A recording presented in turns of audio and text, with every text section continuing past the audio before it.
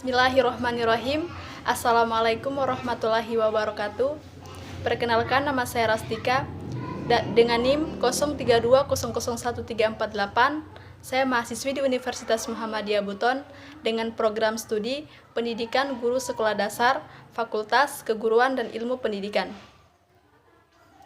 Di video ini saya akan menjelaskan tentang kandungan gizi dalam makanan. Video ini tentunya untuk memenuhi tugas saya dari mata kuliah IPA yang diampu oleh Pak Irsan, SPD, MPD. Baik, langsung saja ke materi inti, yaitu kandungan gizi dalam makanan. Sebelumnya kita harus mengetahui apa itu gizi dan apa itu makanan. Baik, saya akan menjelaskan dari gizi. Gizi secara istilah berasal dari bahasa Arab, yaitu giza, yang berarti zat makanan. Dan dari bahasa Inggris dikenal dengan istilah nutrition yang berarti bahan makanan.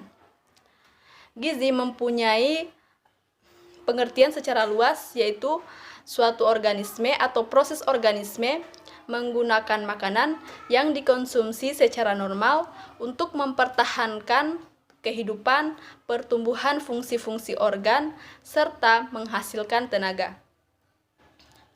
Kemudian, gizi mempunyai dua jenis, yaitu zat gizi mikro dan zat gizi makro. Zat gizi makro adalah zat gizi yang sangat dibutuhkan oleh tubuh dalam jumlah yang besar, seperti karbohidrat, protein, dan lemak. Sedangkan zat gizi mikro adalah zat gizi yang sangat dibutuhkan oleh tubuh dalam jumlah kecil, seperti vitamin dan mineral. Kemudian pengertian dari makanan. Makanan adalah suatu hal yang dapat menghasilkan energi bagi tubuh. Karena dengan kita mengonsumsi makanan, kita dapat melakukan aktivitas sehari-hari, seperti berjalan, bermain bola, dan aktivitas lainnya. Dengan makanan juga kita bisa bertumbuh dan berkembang. Kemudian kandungan zat dalam makanan. Kandungan zat dalam makanan itu terdiri atas karbohidrat, protein, lemak, mineral, dan vitamin. Baik, saya akan menjelaskan dari karbohidrat. Karbohidrat merupakan senyawa organik yang mengandung atom karbon, hidrogen, dan oksigen di dalam tubuh. Karbohidrat juga merupakan sumber utama energi bagi tubuh, karena dengan mengonsumsi karbohidrat, kita dapat lebih bertenaga, lebih bersemangat dalam melakukan aktivitas sehari-hari, seperti bermain, berjalan, dan melakukan aktivitas lainnya. Berdasarkan sumbernya, karbohidrat terdiri atas dua jenis, yaitu karbohidrat pati dan karbohidrat serat. Karbohidrat pati dapat kita peroleh dari nasi, jagung, gandum, tepung, roti, dan kentang. Sedangkan karbohidrat serat dapat kita peroleh dari sayur-sayuran dan buah-buahan. Baik, kemudian fungsi dari karbohidrat. Karbohidrat mempunyai fungsi sebagai sumber utama energi bagi tubuh, cadangan tenaga bagi tubuh, melancarkan sistem pencernaan, mengoptimalkan fungsi protein, dan juga karbohidrat berfungsi sebagai pemanis alami. Zat gizi yang selanjutnya adalah protein. Protein berguna untuk zat pembangun tubuh. Ketika seseorang masih dalam masa pertumbuhan, yaitu dari bayi hingga ke remaja, protein sangat berperan penting untuk pertumbuhan. Tetapi setelah kita dewasa, protein lebih berperan penting untuk mengganti sel-sel yang rusak. Karena setelah kita dewasa, masa pertumbuhan telah terhenti. Berdasarkan sumbernya, protein terdiri atas dua jenis, yaitu protein nabati dan protein hewani. Protein nabati dapat kita peroleh dari tumbuh-tumbuhan seperti kacang-kacangan, tempe, tahu, dan kedelai.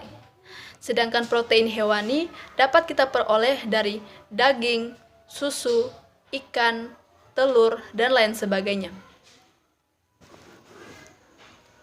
Fungsi protein adalah sebagai pertumbuhan, pembentukan jaringan tubuh, pengganti sel-sel tubuh yang rusak, membantu dalam pembentukan enzim, dan juga sebagai penghasil energi. Kemudian zat gizi yang selanjutnya adalah lemak. Lemak merupakan penghasil energi selain karbohidrat dan protein. Apabila seseorang berada dalam kondisi kekurangan tenaga, maka lemak merupakan cadangan makanan yang digunakan sebagai sumber energi. Fungsi dari lemak adalah sebagai sumber tenaga, cadangan makanan, dan sebagai pelarut vitamin. Makanan yang termaksud ke dalam jenis lemak adalah kacang tanah, santan, mentega, dan juga lemak yang berasal dari hewan. Kandungan zat gizi yang selanjutnya adalah vitamin. Vitamin merupakan suatu molekul organik yang sangat diperlukan tubuh untuk proses metabolisme dan pertumbuhan yang normal. Vitamin tidak dapat dihasilkan oleh tubuh dalam jumlah yang cukup. Oleh karena itu, harus diperoleh dari bahan pangan yang dikonsumsi, terkecuali vitamin D, yang dapat dibentuk dalam kulit jika mendapat sinar matahari. Vitamin ada banyak sekali jenisnya. Jenis-jenis vitamin adalah vitamin A, vitamin B, vitamin C, vitamin D, vitamin E, dan vitamin K. Zat gizi yang selanjutnya adalah mineral. Mineral termaksud dalam kandungan zat gizi mikro, yaitu zat gizi yang dibutuhkan sedikit oleh tubuh, namun peranannya sangat penting. Fungsi mineral itu hampir sama dengan vitamin, yaitu sebagai zat pengatur tubuh agar proses metabolisme dapat berjalan secara optimal. Jenis-jenis mineral adalah fosfor, fluor, kalsium, zat besi, dan yodium. Jadi itulah materi kandungan zat gizi dalam makanan yang dapat saya jelaskan, yang pada intinya semua zat makanan itu, semua kandungan zat gizi makanan itu sangat dibutuhkan oleh tubuh asalkan dikonsumsi secara seimbang.